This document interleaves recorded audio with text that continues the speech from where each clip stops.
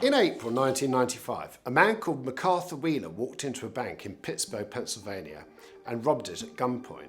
On his way into the building, he smiled at the CCTV camera, and on his way out, he smiled at it again. Some hours later, MacArthur went to another bank and did exactly the same thing. He smiled at the CCTV camera, went up to the cashier, pointed a gun at them, got some money and walked out again.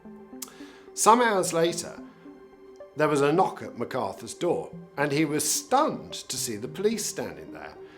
His image had been put out on the nightly news, and he'd been recognised, and somebody called the cops. "But I wore lemon juice," MacArthur shouted as he was led away. You see, MacArthur Wheeler had come to believe that because lemon juice made writing invisible, it had rendered his face invisible to the CCTV. Doctors, experts examined MacArthur to see what was wrong. Was he unwell? Was he on something? No. They concluded that MacArthur Wheeler was just incredibly stupid. But worse than that, his extreme stupidity was linked to an overarching belief in his intellectual superiority to other people. A year later, a social psychologist called David Dunning was reading about MacArthur Wheeler's case and took the story which he and a fellow psychologist, Dunning-Kruger, used as the basis for what became known as the Dunning-Kruger effect. The Dunning-Kruger effect happens when somebody with little or no ability believes they are highly able at something.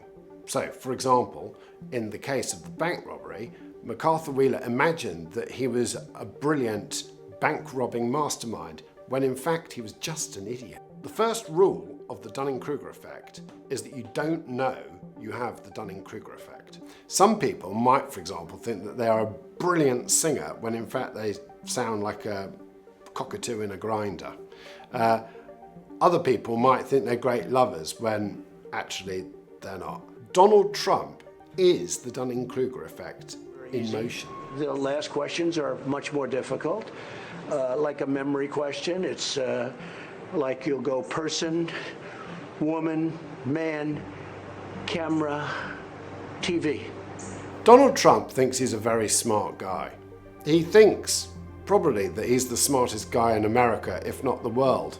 And yet, almost everything he has said and done in the last 4 years, and stretching beyond it, demonstrates the opposite. This is a man who thinks that there were airfields during the American War of Independence in the 1770s, a full 140 years before people flew. This is a man who believes that he can build a wall across the south of his country in a space of 4 years and in a moment solve the immigration problem and stop Mexicans coming in.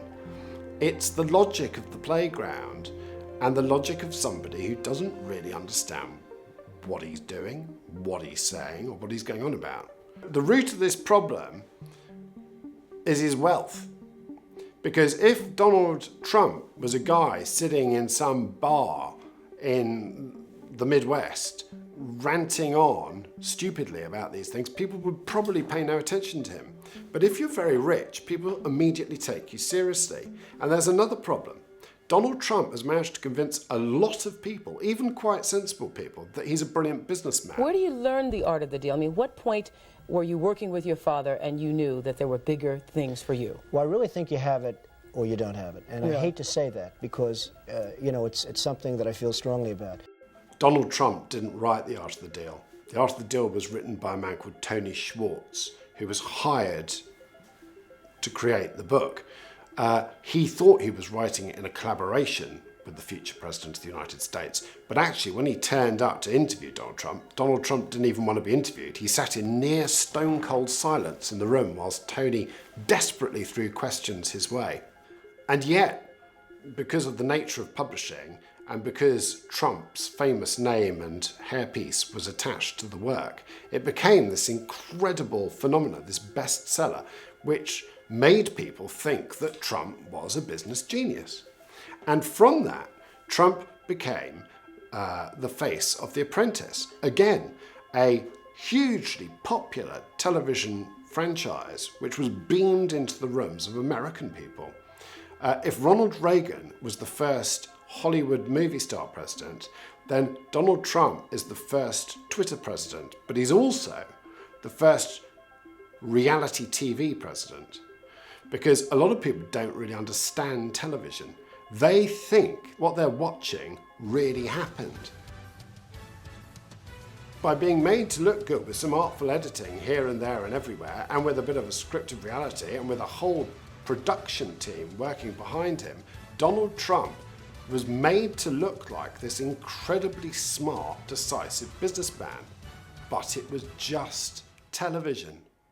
People believe television. They believe what they see.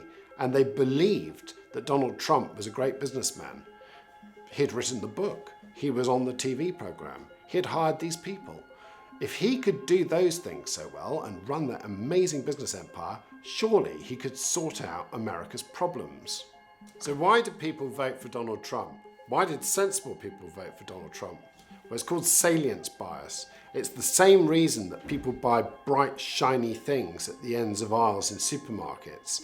They are drawn towards it. And Donald Trump was very good at creating controversy, even as the other side tried to put forward a very sensible case for how the world and the country and the nation could move forward. Donald Trump was doing the most insane things, dropping dead cats left, right and centre and grabbing all of the attention. This added to the sheen of Trump. He became this cartoonish, larger-than-life figure, and people were drawn to it. They believed it. They bought into it. But in 4 years, Donald Trump has not made America great again. He has not made America a better place to live. The nation has been stuck in a rut, and if anything, it's gone backwards. Its international reputation is in tatters. The role of the American president has been dragged through the mud, and the country needs to draw back from it. What we need is an end to stupidism, an end to the Dunning-Kruger effect running rampant through our politics, an end to salience bias, and a bit of boring old sanity, normality, and proper leadership.